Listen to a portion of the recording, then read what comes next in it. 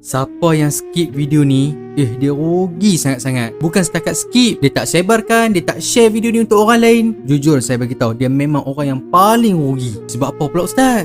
Sebab dalam video ni kita nak bincang sikit tentang Nabi Muhammad sallallahu alaihi wasallam. Okey, sebelum tu tekan butang share dulu. Butang repost, copy link masuk dalam grup. Bagi kat semua orang, biar semua orang kenal dan tahu siapakah Nabi Muhammad sallallahu alaihi wasallam. Walaupun biodatanya ringkas saja. Okey, dah sebarkan dah. Baiklah, nama penuh Nabi Muhammad sallallahu alaihi wasallam Muhammad bin Abdullah bin Abdul Muttalib bin Hashim bin Abdul Manaf bin Qusay bin Kilab bin Murrah bin Ka'ab bin Lu'ay bin Ghalib bin Fihir bin Malik bin Nadar bin Kinanah bin Khuzaimah bin Mudrikah bin Ilyas bin Mudar bin Nizar bin Ma'ad bin Adnan.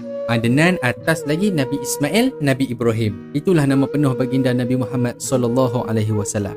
Nabi Muhammad lahir bila? Yang ni semua orang tahu. Nabi Muhammad lahir pada 12 Rabiul Awal. Tahun apa? Tahun gajah. Nabi Muhammad lahir dekat mana? Yang ni mesti ramai yang tak tahu. Siapa yang diberi peluang pergi umrah, yang mana yang tengah buat haji ni kan, kalau nampak video ni, cuba cari bangunan ni. Yang ni dipanggil perpustakaan, library, maktabah yang ada dekat Masjidil Haram. Jumpa saja.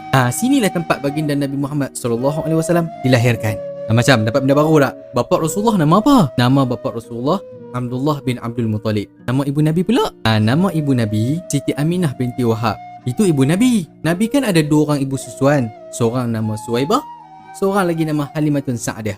Macam mana dapat tak? Alhamdulillah, kita dapat tahu serba sedikit tentang biodata Nabi Muhammad sallallahu alaihi wasallam. Jangan lupa sebarkan video ni sebanyak yang mungkin. Ramai lagi dekat luar sana tak kenal siapa Nabi Muhammad. Besar sungguh pahala orang yang share video ni.